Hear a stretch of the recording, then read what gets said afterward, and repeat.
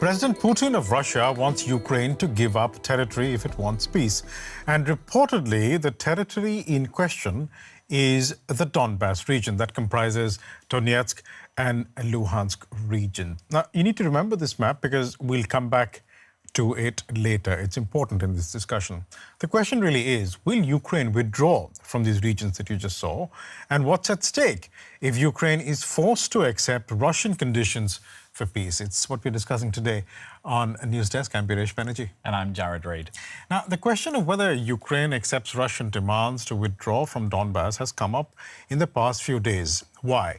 Well, because of a series of meetings between Presidents Putin and Trump and European leaders and President Zelensky. We'll dive into depth about these meetings in a bit. But here is a quick sample of what the past few days of diplomacy have looked and sounded like.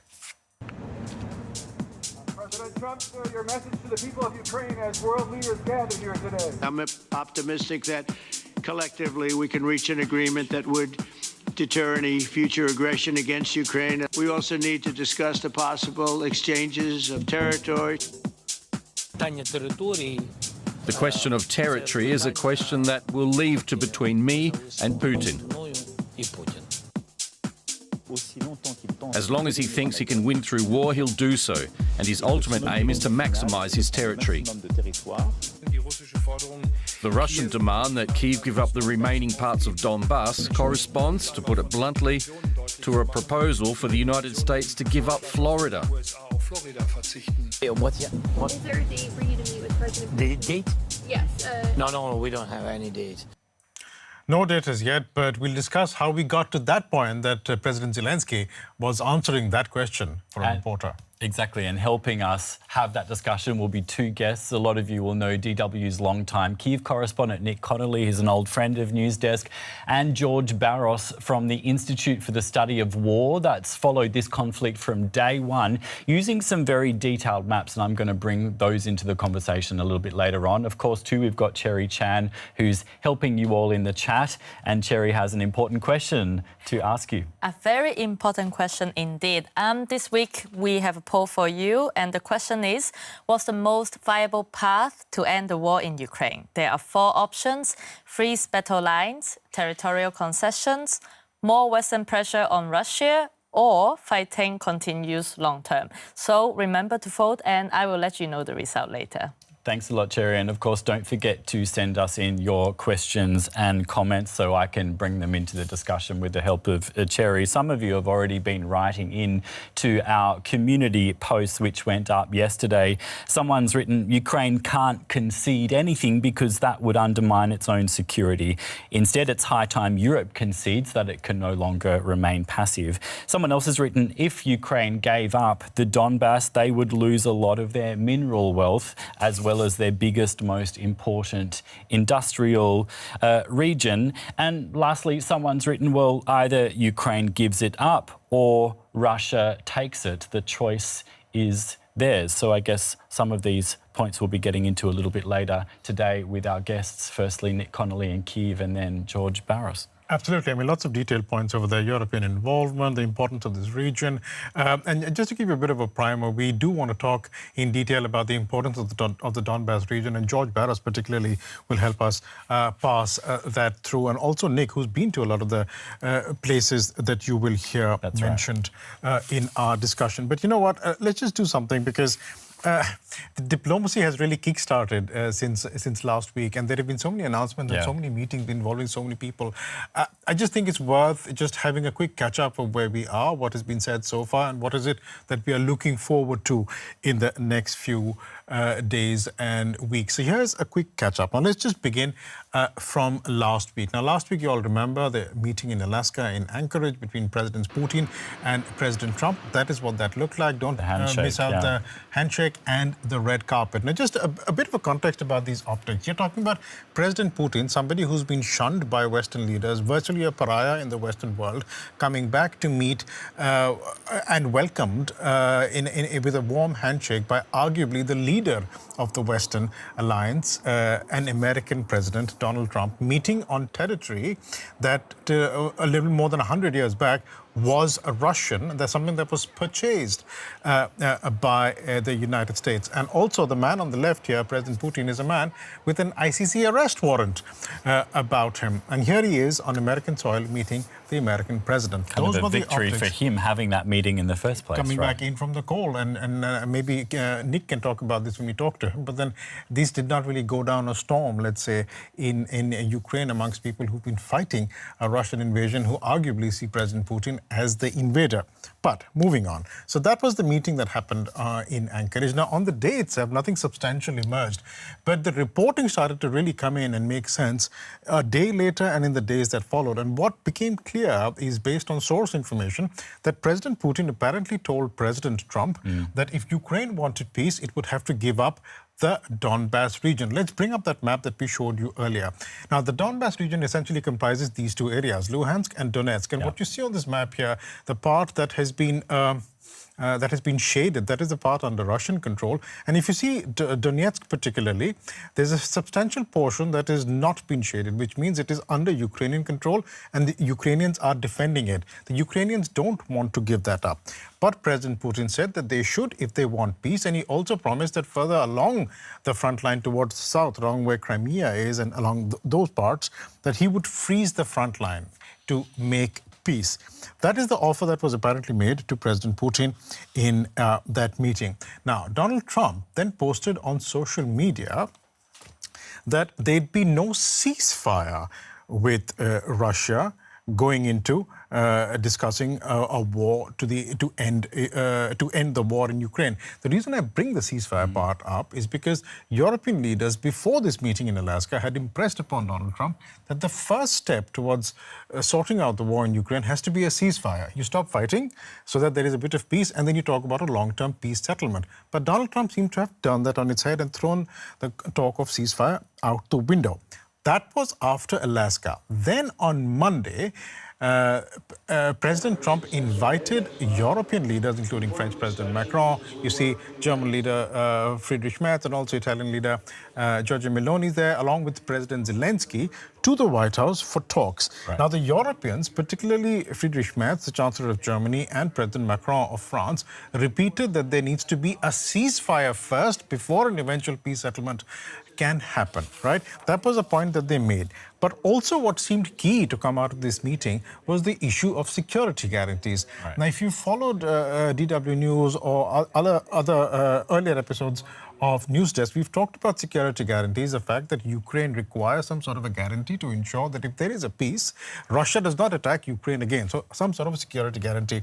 And it seemed to emerge from this meeting that there was the initial discussions of a security guarantee involving the United States as well, and also the Europeans. What exactly is the involvement of the Europeans or the Americans is not yet clear, but it's the first time that the Americans were saying, okay, we can be involved in it. A part of that appears to be an arms deal between the US and Ukraine worth about $90 billion. As part of that, Ukraine would receive some advanced American weapons. What those weapons are going to be, we don't yet know.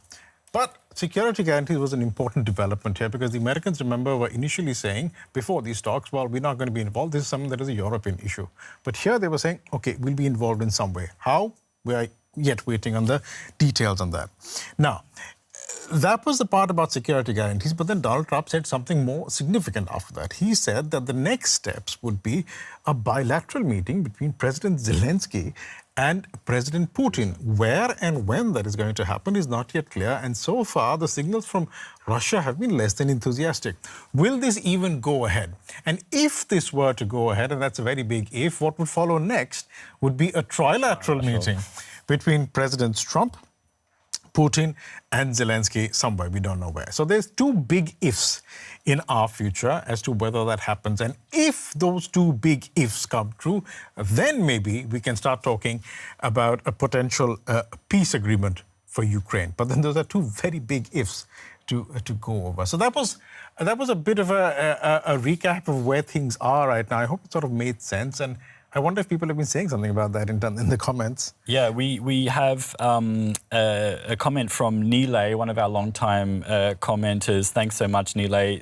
they're saying Ukraine will have to concede territory, no doubt about it. The only question is where and how much. And I guess you're saying one of the big questions right now is Russia's reported demand that Ukraine give up territory that Russia itself doesn't currently control, part of the Donbas. So it's something that Ukraine has been defending, but also remember that President Trump was talking about land swapping in some of his earlier comments before the Alaska meeting happened. So what exactly is he talking about? What kind of a swap are we looking at? And what does Ukraine think? We want to discuss all of that. So Nilay, you've set us on the right track, and that's where we wanted to be. So thanks for that, and hi. Thanks for tuning in. Let's bring in our panel for today. Let's bring in DW's long-term Kyiv correspondent Nick Connolly, who's been covering the conflict from day one. But it's not just that. When he's with his involvement in Ukraine, he was covering Ukraine from before the war began as well. Nick, thanks for making the time. And we also have George Barros from the think tank, the Institute for the Study of War. He is the Russia and Geospatial Intelligence team lead, and he's been involved in producing some of the maps that you will see today that we would like to sort of dwell on. And just, I mean, a bit more context about the Institute of the Study of War. The maps that you'll be seeing are some of the kind of maps that we've used in a number of episodes of News Desk in the past to explain the Ukraine war, and the ISW produces daily interactive maps about how the conflict has been progressing. So it's a real pleasure to have you, George, talk about those maps and be able to spare the time to do so. You know what? So welcome both of you. Let's just throw up a map. Already. This is a map from, again, the Institute for the Study of War, as we said. This is talking about the importance of the Donetsk. There you go. That map is there. And I'm hoping that George and Nick, you both can see this map. This will not be alien to you, George, because I think you helped produce it. So this basically shows Donetsk. The part in purple is the part that Ukraine is currently defending. So opening question to you, George. Russia says that Ukraine should withdraw from Donetsk and Luhansk and basically give up all that territory that is marked in purple. Why make that demand? Thank you so much for the kind introduction, Biresh. Look, the Russians seek to control all of Ukraine.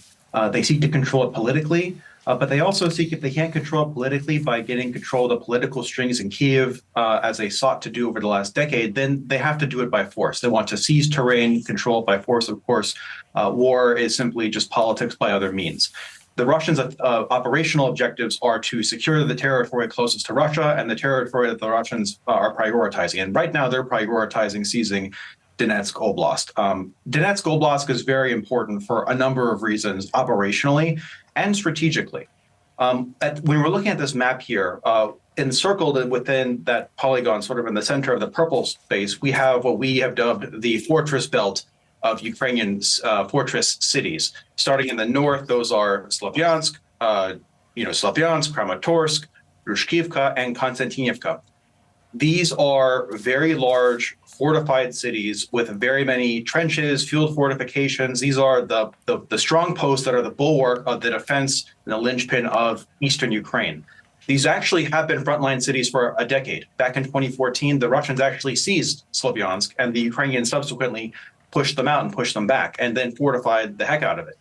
Now, if the Russians seize or take all of Donetsk Oblast, there really isn't such fortified cities further to the west. If you look there at the neighboring province of Kharkiv Oblast or Dnipropetrovsk Oblast, such large cities don't really exist. The field fortifications have not been dug, and there really aren't the natural geography that is conducive to defense. And so you really don't have a stable line here. And most importantly, what the Russians are asking for is the Ukrainians to cede this territory without a fight so that they get the fortresses for free. But it would not actually even necessarily terminate the war. That's just the precondition for the ceasefire, not conflict termination. Let's go back to that map. Let's put that map up and zoom out from it a bit. You were saying, maybe Jared can just zoom out a bit. You're saying that they're calling it the fortress belt because the Ukrainians built all these defenses over the past decade or something. But can't the Russians just go around this? I mean, further south, around Zaporizhia, I can never pronounce it properly, Dnipropetrovsk, or further north. Can't the Russians just skirt this area and go to the other parts of Ukraine from the north or the south? They can certainly try, but that would be a multi-year undertaking. So, for example, if you were to break out the calipers and look at the rate of Russian advance, there in the bottom part of the Ukrainian-controlled territory, you have the city of Pokrovsk. And then if you look at where Donetsk city is, the distance that it took for the Russians to get from Donetsk city, when they seized the city of Avdiivka in February 2024, to where they are now today in August in Pokrovsk, that was a 17, 18-month undertaking to advance 55, 60 kilometers, if we're being generous. And the Russians, for that very slow gain, lost well over 5 armored divisions worth of military equipment. We're talking hundreds of tanks, close to 500 armored personnel carriers, well over 100,000 casualties killed and wounded. This is a snail's pace for what is the standard in modern mechanized warfare. And so, yes, the Russians certainly can try to skirt around and slowly envelop and circle this fortress belt that way.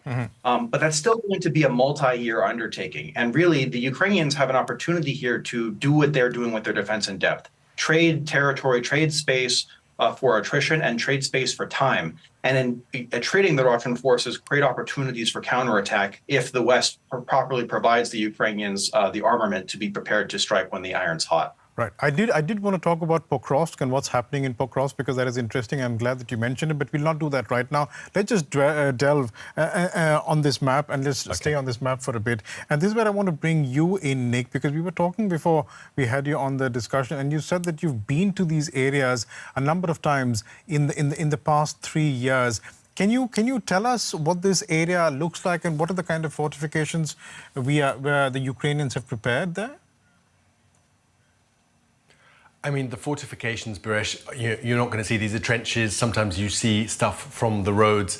Some of it, I think, is just for show to kind of maybe impress the people in charge. And then you hear from the soldiers that actually some of these trenches haven't been dug or prepared the way they should be, or they've been prepared for the war that would have been fought maybe 30, 40 years ago, not necessarily for drone warfare. But certainly these are areas that have seen warfare since 2014, right? So you've got, not just 3 years worth of defences there. You have positions that are a lot older, and it is a very urbanized region. You've got kind of lots of open steppe, but then you've got lots of towns around these former coal mining areas. So it is, especially for that kind of urban warfare, if it were to come to Kramatorsk and to, that conurbation there, that would certainly be a really kind of hard thing for the Russians to get through. We saw how long it took them to pick up Bakhmut and Avdiivka, and basically from Konstantinivka to Drushkivka to Kramatorsk. That's basically a kind of chain of built-up areas with lots of high-rise apartment blocks where we've seen time and time again this kind of urban warfare can really take a long, long time.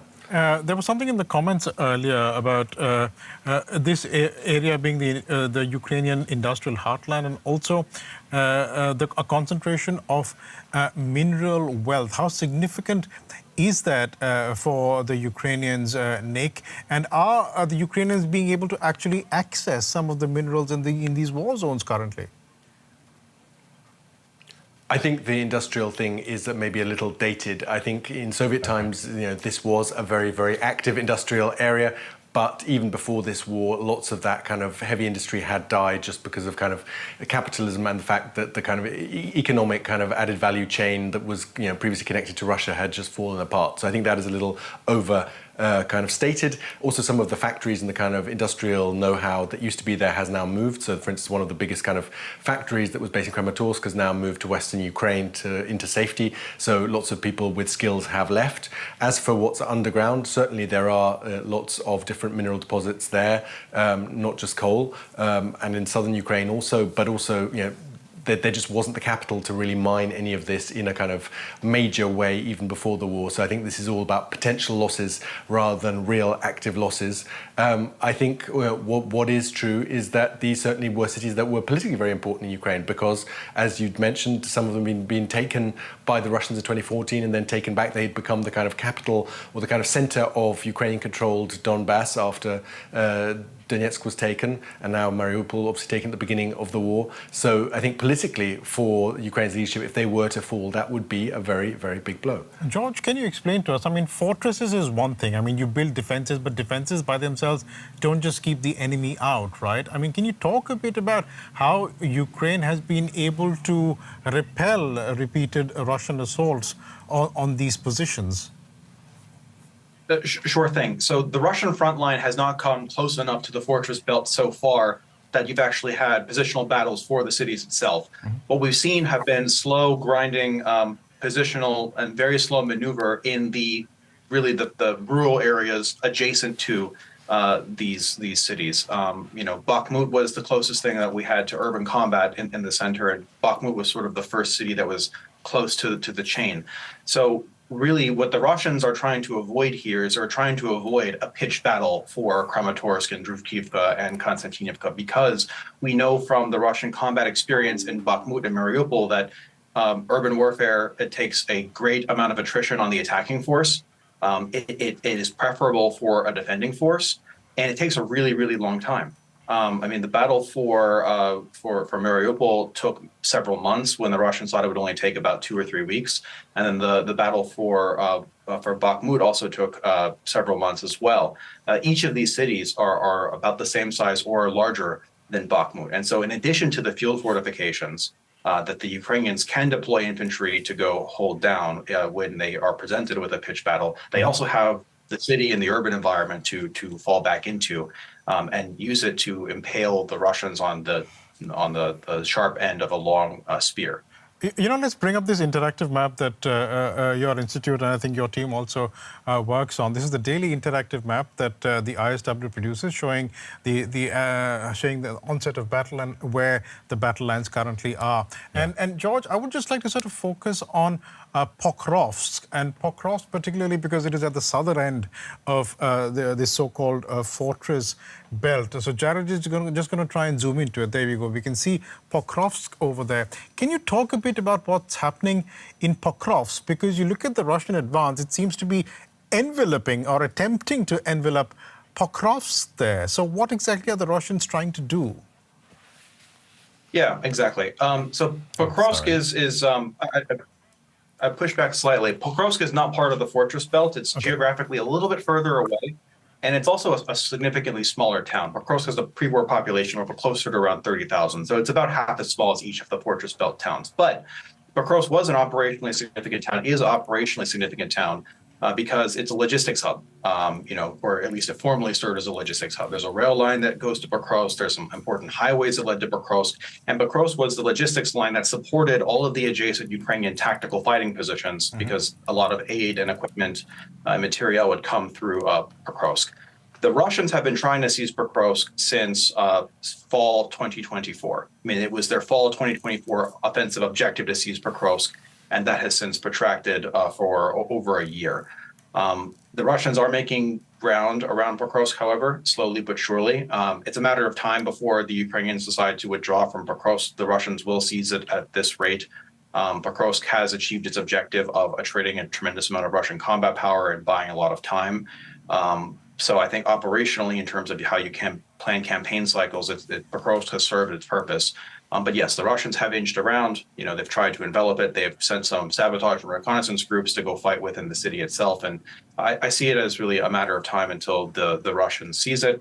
However, that's not going to facilitate a larger operational breakthrough. They'll still nonetheless have to continue inching forward. And the Russians have not discovered the tactics or the operational concepts or how to restore rapid mechanized maneuver to this battlefield. The fighting is principally infantry. It's an infantry fight, not a mechanized fight.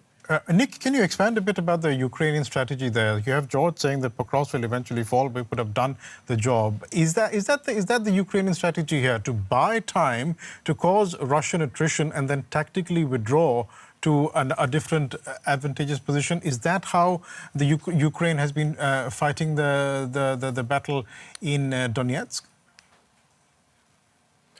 I think that's very definitely the strategy, especially after the failure of the counteroffensive in 23, and with all the uncertainty about what supplies Ukraine would be getting, not only from the US, but also from European countries.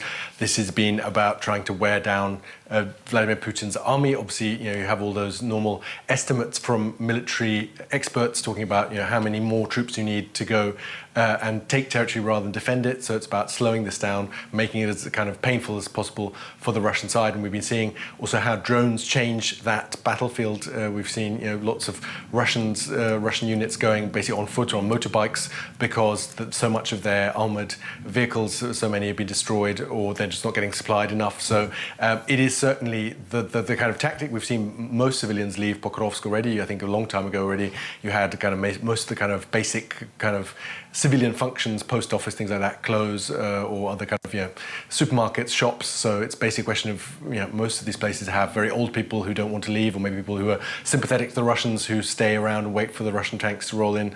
But certainly kind of it is a very different picture in Pokrovsk, say, to Kramatorsk, which is still very much a functioning city, somewhere where wives, partners of people fighting on the front lines come to visit their loved ones, where you can still get a direct train from Kyiv and be there in 6-7 hours.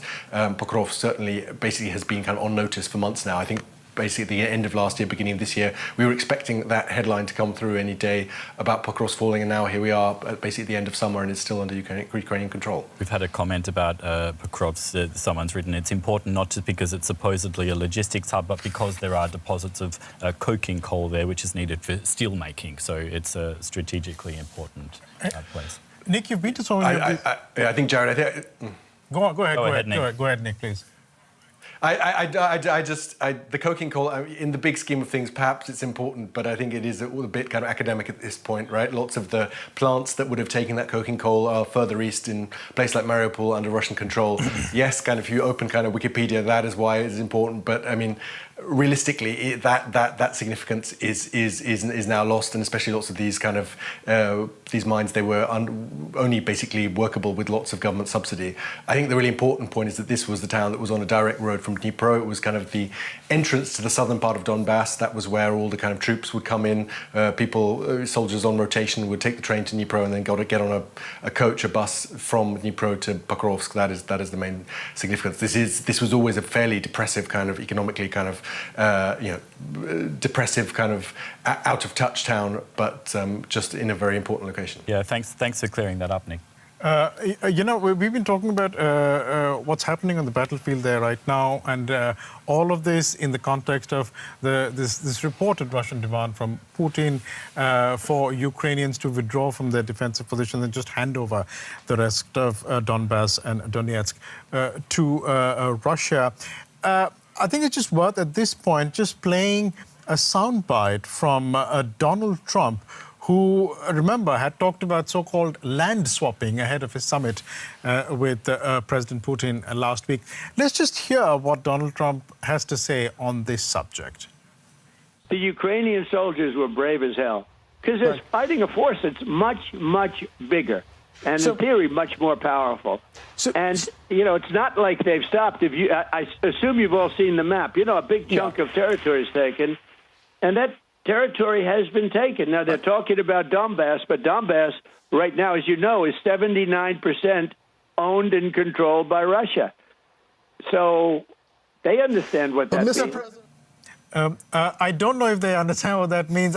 Nick, can I just come to you? How do the Ukrainians interpret that, number one? And number two, 79% of Donbas owned and controlled by Russia. Can you fact check that for us as well? Well, I mean, definitely not owned. I mean, no other country would recognise that Russian control as anything other than kind of military occupation.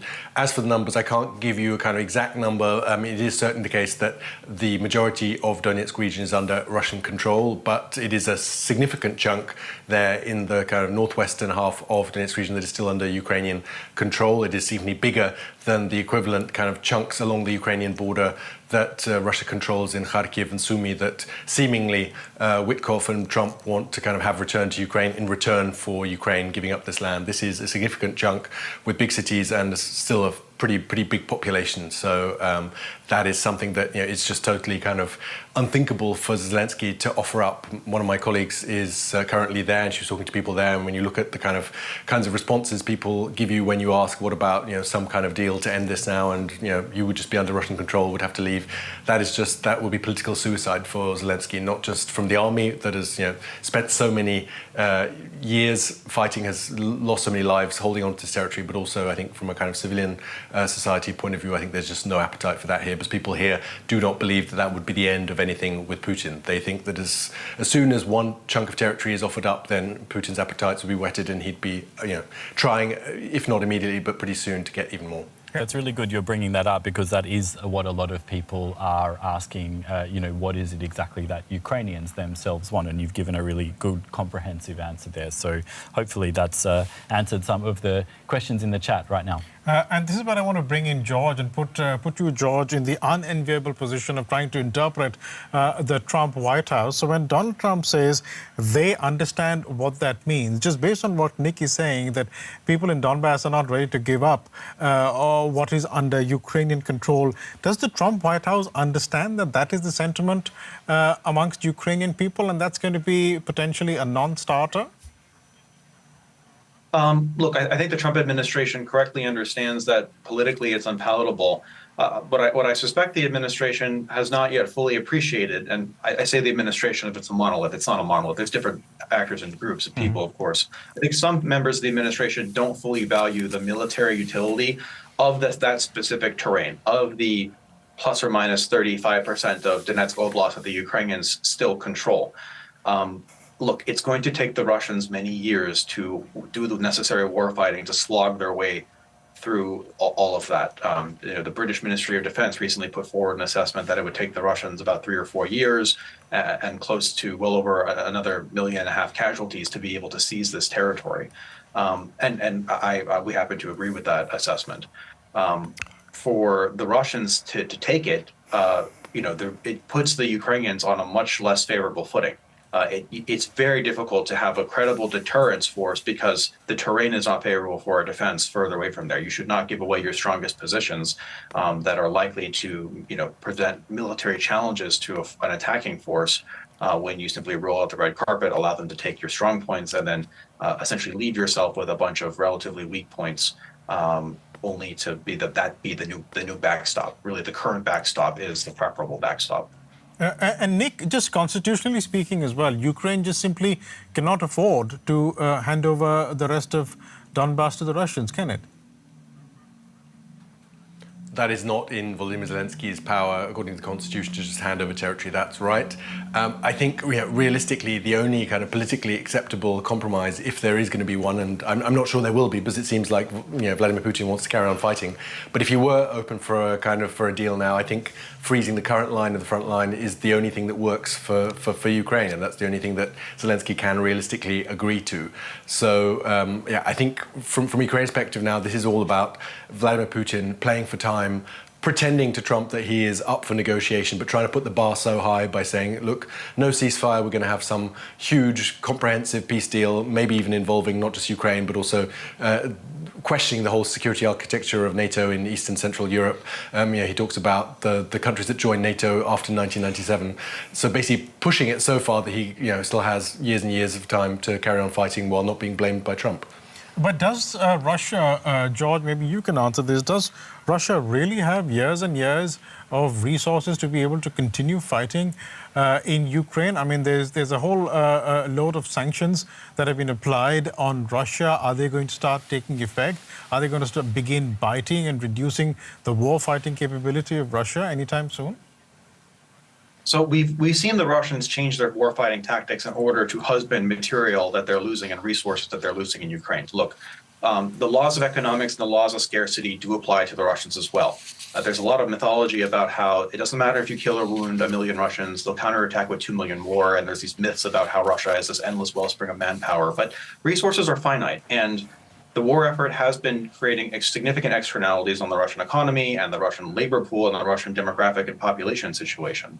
In terms of the war fighting, the Russians very rarely these days deploy tanks and armored personnel carriers. You really don't see, mechanized columns operating on the front lines anymore because the current drone capabilities have made it extremely unlikely for a tank to survive longer than a few minutes when it comes within 15 kilometers of the zero line.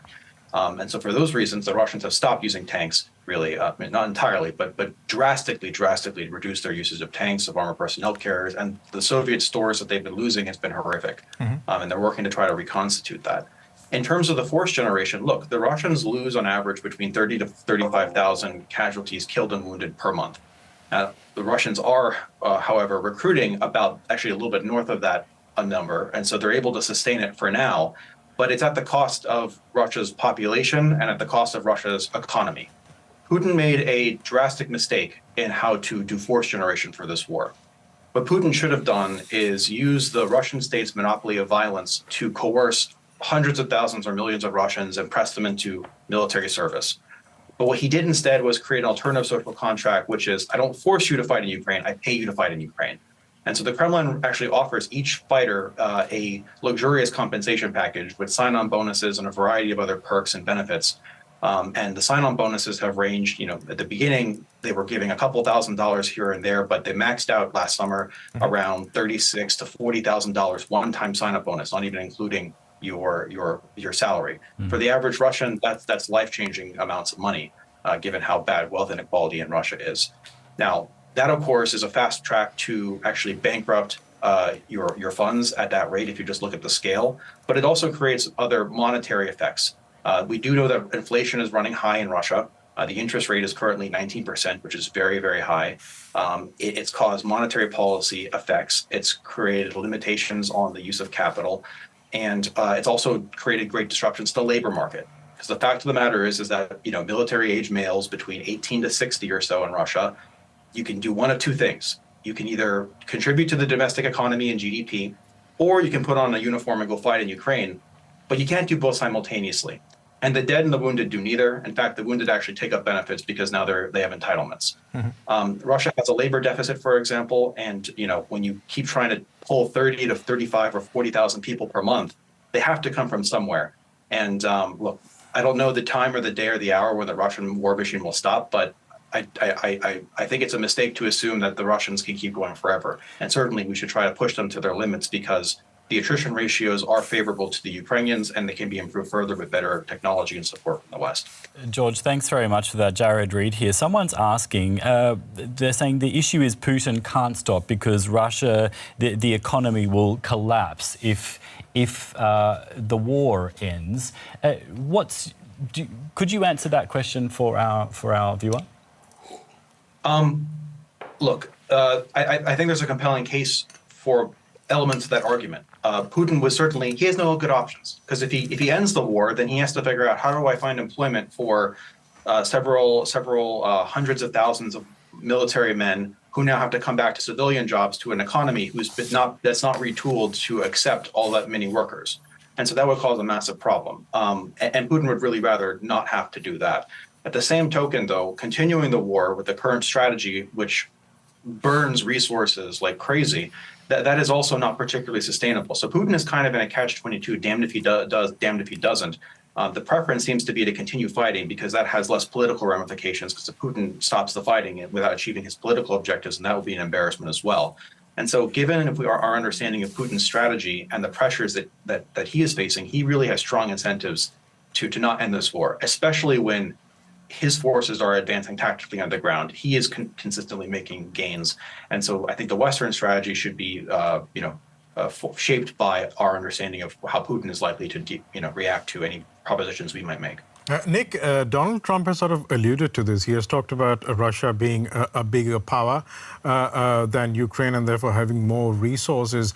But what is the thinking in Ukraine? How much longer can Ukraine afford to, when it comes to men and material and everything else, how long can it afford to keep fighting on the battlefield?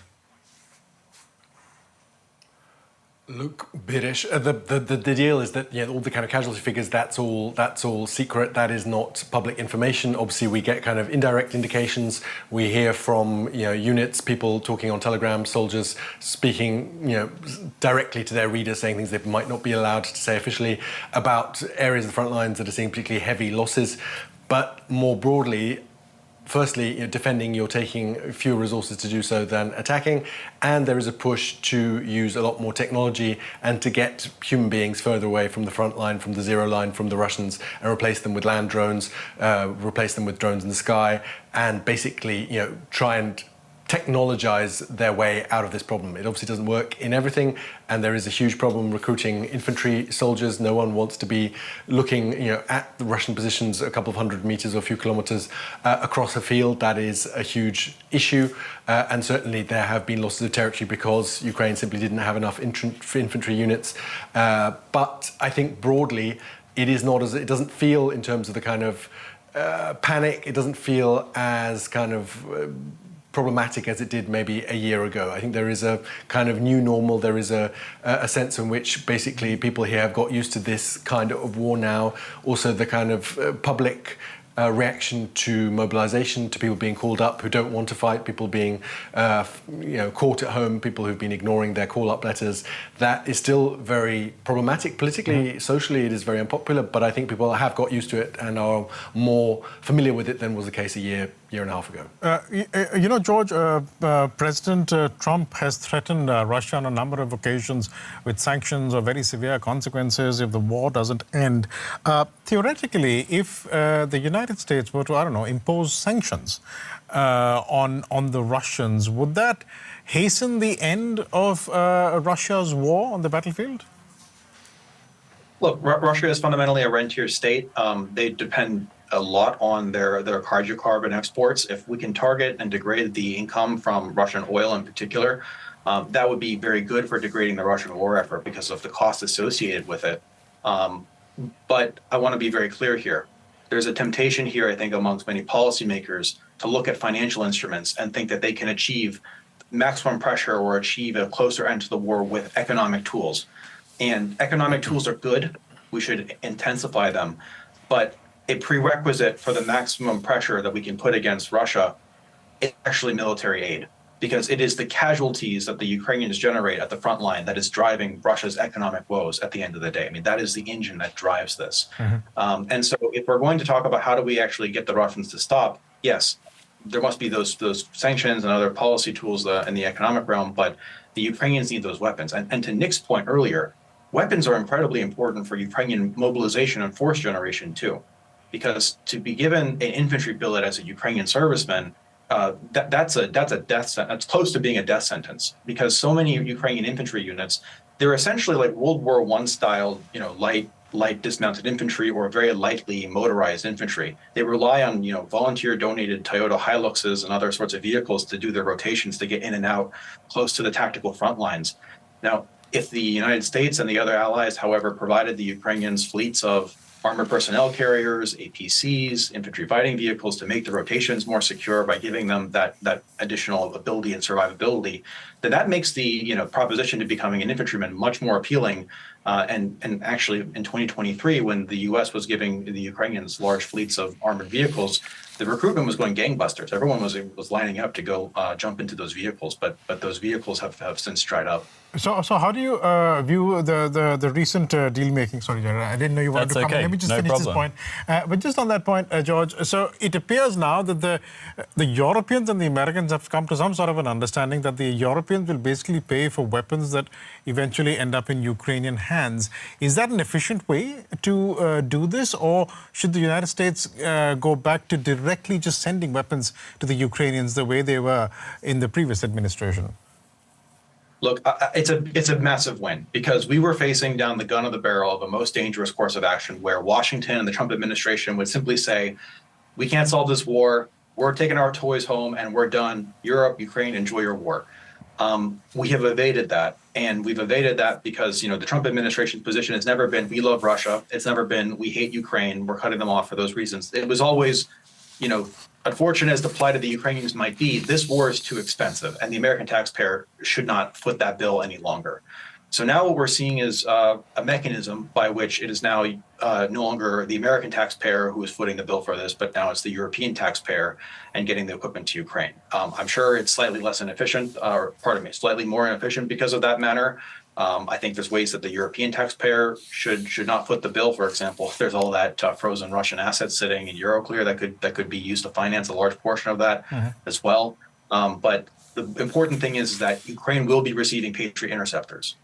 No other country manufactures them. Ukraine will be receiving critical, material at scale that only the United States has the deep warehouses and reserves to provide, and that's a win-win. Yeah, we've had a question, and this sort of touches on what you've just been talking about, George. Sarah has asked if there was pressure that could make the war end, wouldn't that pressure already have been applied? And based on your answer, you're sort of arguing, well, giving Ukraine more of the types of weapons it says it needs constitutes some of that pressure that may not have yet been applied.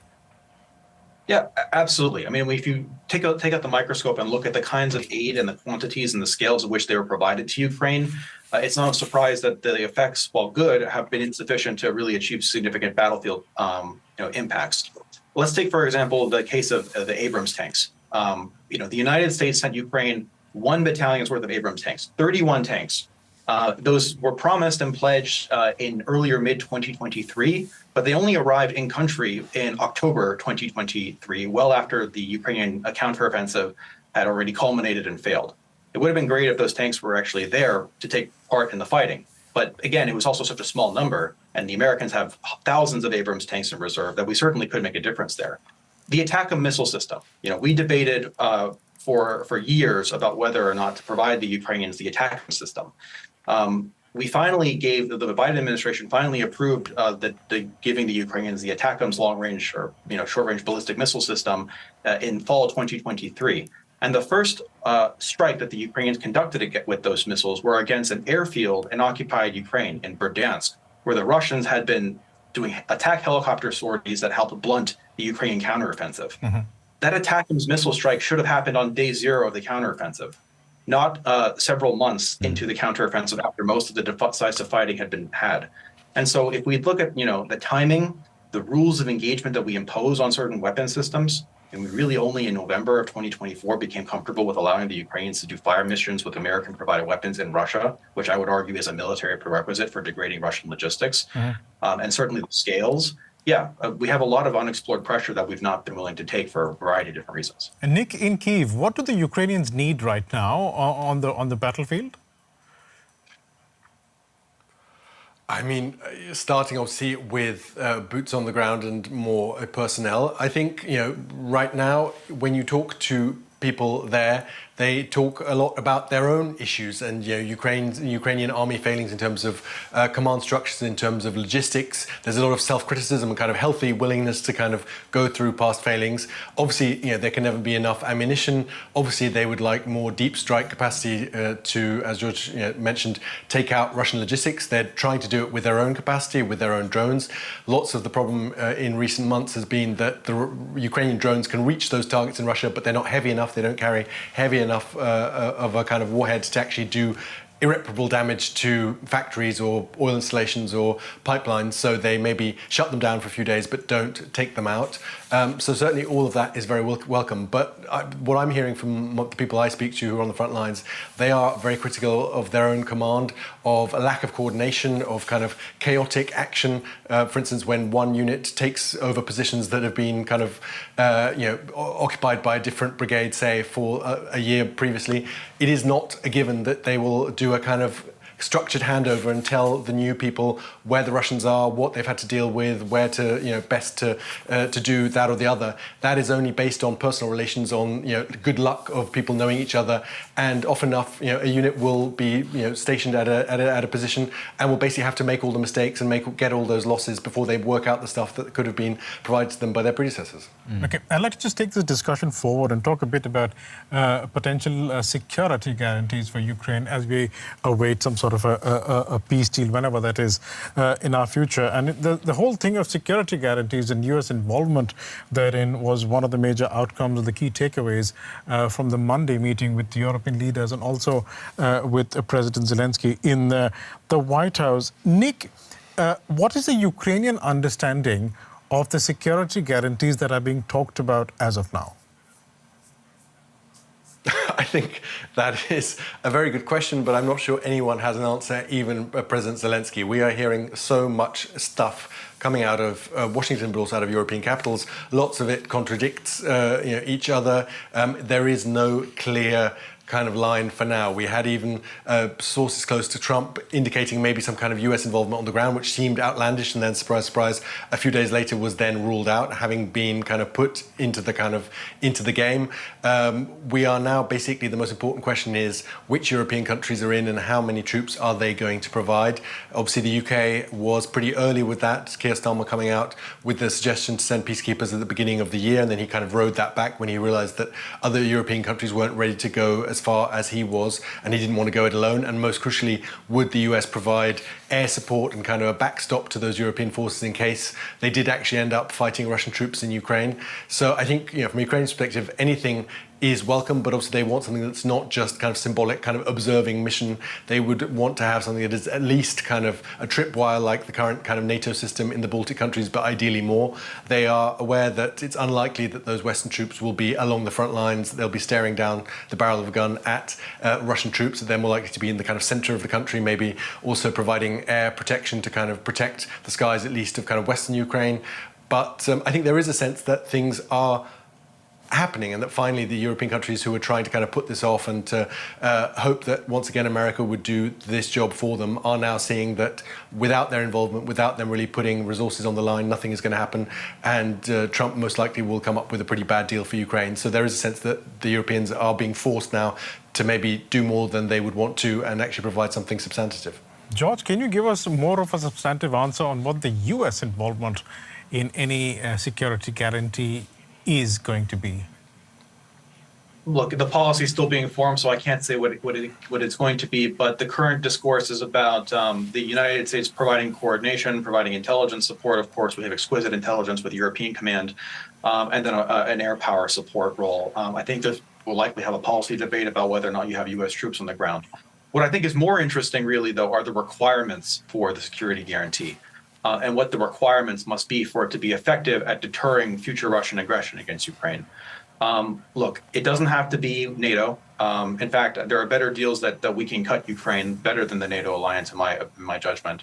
But the key thing is the following. You have to have, number one, enough mass. So you're looking to either a combination of forces or countries that have significant land forces that they can actually deploy at scale. So, Turkey comes to mind, Poland comes to mind. And then, of course, you have to have a nuclear power.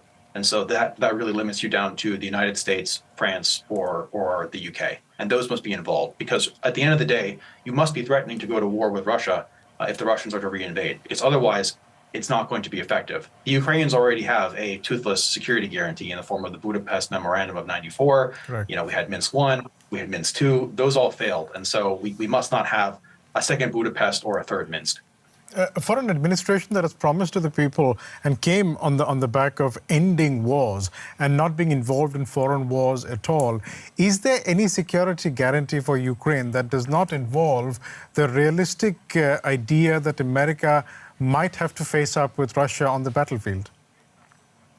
Not that I can think of. Look, we, the United States, successfully navigated with the NATO alliance the very tenuous, almost decade of the Cold War, almost century of a Cold War with the Soviet Union, where the threat of nuclear war loomed over both blocs for a very long time. But I would argue that the same logic of mutually assured destruction, which kept us all safe during the Cold War, despite some close calls, that logic is still fundamentally valid. And so by actually having tripwire forces, by threatening but not actually employing American forces to fight Russians, that is actually the best proven method for preventing larger conflict. But George, pardon me, during the Cold War, American commitment to actually face up against Russia on the nuclear battlefield or the conventional battlefield was never in doubt. If you're Ukrainian, you probably are going to have second thoughts about American commitment, aren't you? Well, I think that's why it's very important that the guarantees that we provide have to be very robust guarantees. I'm talking about, U.S. Senate ratified treaties.